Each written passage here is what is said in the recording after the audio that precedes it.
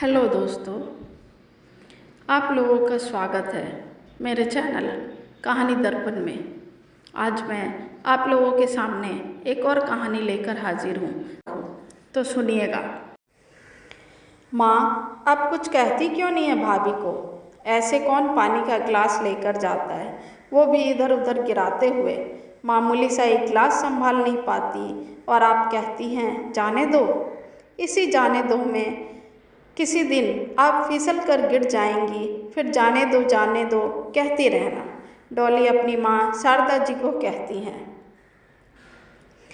अब इतनी छोटी बात के लिए बहू को क्या बोलना?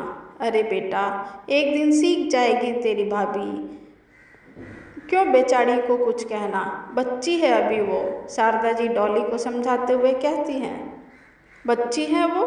हा हा हा, व्यंग्यात्मक हंसी हंसते हुए डॉली फिर कहती है, माँ अब वो भी एक बच्चे की माँ बन गई हैं और आप उन्हें बच्ची कह रही हैं। हाँ तो बच्ची ही है ना, तू भी तो एक बच्चे की माँ है, फिर भी मेरी नज़र में अभी भी बच्ची ही है ना, तो बहू क्यों नहीं हो सकती? माँ, आप हमेशा भाभी की साइड लेती हो, मेरी शादी से पहले भी और बाद में भी, मुंह बनाते हुए डॉली कहती है। साइड नहीं लेती हूँ बेटा, बल्कि मैंने जो अपनी सास से झेला है वो सब नहीं हो, इसलिए मैं बहू को भी बेटी का दर्जा देने की कोशिश कर रही हूँ। उदास होते हुए शारदा जी कहती हैं। क्या मतलब आपका माँ? ऐसा क्यों बोल रही हैं आप? ऐसा तो कभी नहीं कहा आपने। नहीं कहा इसलिए तो अभी कह रही हूँ बेटा। दरअसल जो बहू अपनी सास की सताई हुई होती है उसे एक बहू का दर्द पता होता है। मैं भी तेरी भाभी की तरह ही थी, जब भी पानी भर के ले जाती तो वो छलक जाती थी और फिर जो होता था वो किसी सज़ा से कम नहीं होता था। कैसी सज़ा माँ? डॉली कहती है। वही जो तेरी दादी को नहीं करना चाहिए था डॉली। क्या माँ? डॉली आश्चर्य से पूछती है। वही रात जिसे याद कर आज भी मैं सिहर जाती हूँ। वही रात जिसे याद कर आज भी मैं सिहर जाती हूँ। कैसे भूल सकती हूँ मैं वो रात जब मेरी सासू माँ ने मुझे आधी रात को ठंडे पानी से नहलाया था, वो भी शीत की शीतलहरी में। एक तो कुएं से पानी भर कर लाओ, ऊपर से शीतलहरी का प्रकोप और उस पर से अम्मा जी का गुस्सा, वो भी एक छोटी सी बात के लिए। अम्मा जी ने ठंडे पानी का भरा गागर घड़ा जैसा जो होता है पूरा मेरे सिर पे डाल दिया था और मैं ठंड से थरथराने लगी थी। वो तो शुक्र था कि तेरे पिताजी वहीं बोरसी में आग ताप रहे थे। उन्होंने जल्दी से मेरा हाथ पकड़ा और सीधा कमरे में ले गए और साथ में आग वाली बोरसी भी। फिर मैंने कपड़े बदले और आग के पास घंटों बैठी रही, फिर भी ठंड से ठिठुरती रही रात भर। पूरी रात तेरे पिताजी मेरे पास बैठे रहें और मैं उनकी बाहों में रोती रही, पर उनकी भी इतनी हिम्मत नहीं हुई कि वो अपनी अम्मा को कुछ कह सके।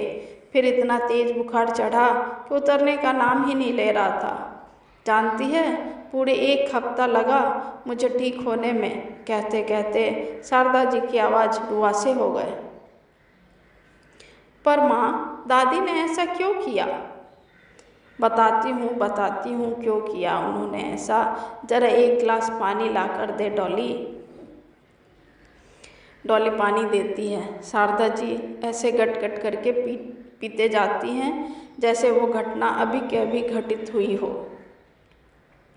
फिर लंबी सांस लेकर कहती है, उस दिन पानी लाते समय थोड़ा सा पानी गागर से छलक कर बरामदे पर गिर गया था और उस पर पैर पड़ने से सासू माँ की लाडली बेटी सीमंती गिर गई।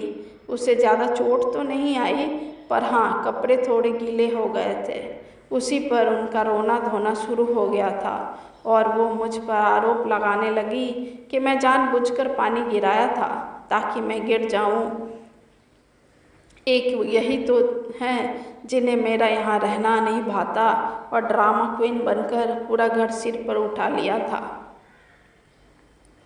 बेटी की आंखों में आंसू देखते ही अम्मा जी को बहुत गुस्सा आया और वो मेरे हाथ से पानी का गागर छीनकर सीधा मेरे सिर पर उड़ेल दिया। उस समय तो मैं बिल्कुल बर्फ़ सी जमकर खड़ी हो गई, जुबान भी जैसे जम गई थी, इसलिए तो एक भी शब्द नहीं निकले खुद की सफाई में और ना ही तेरे पिताजी के मुँह से। इतनी छोटी सी बात के लिए कौन ऐसा करता है? हद थी। दादी भी और बुआ भी गुस्से से डॉली कहती हैं।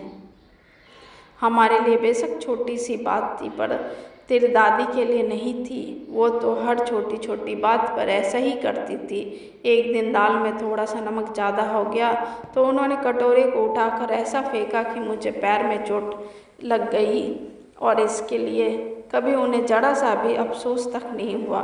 इसलिए मैं कहती हूँ ना बेटा, जो खुद ज़िंदगी में अपनी सास के हाथों सताई हुई हो, वो क्या अपनी बहू को उसी बातों के लिए सताएगी? नहीं ना, माना तेरी भाभी करती हैं गलतियाँ, पर समय रहते सीख जाएंगी। गले से लगते हुए डॉली कहती है, मेरी बड़ी दिल वाली माँ, सच में आपकी जैसी बहू और सास सबको मिलनी चाहिए। जो बहू थी तब भी कुछ नहीं कहा और सास है तो भी कुछ नहीं कहती। वहीं कमरे के बाहर शारदा जी की बहू दोनों माँ बेटी की बातें सुन रही थी और दुख हो रहा था कि जाने अनजाने में ही सही मैंने अपनी सासू माँ का दिल दुखाया है। इसलिए कमरे में आकर शारदा जी से कहती हैं, मम्मी जी, मैं यहाँ से गुजर रही थी तो आपकी और दीदी की सारी बातें सुन ली और मुझे दुख है कि मैंने भी कभी कभी आपको दुख दिए हैं, इसलिए मुझे माफ़ कर दीजिए मम्मी जी। आगे से मैं हर चीज़ का ख्याल रखूँगी। कोई नहीं बहू, ऐसी छोटी मोटी चूक होती रहती है बहू बेटियों से। आजा तू भी इधर बहू। और फिर बहू बेटी दोनों को गले से लगा लेती है शारदा जी। आपको कहानी कैसी लगी ज़रूर बताएं और पसंद आने पे लाइक, शेयर और सब्सक्राइब ज़रूर करें। धन्यवाद।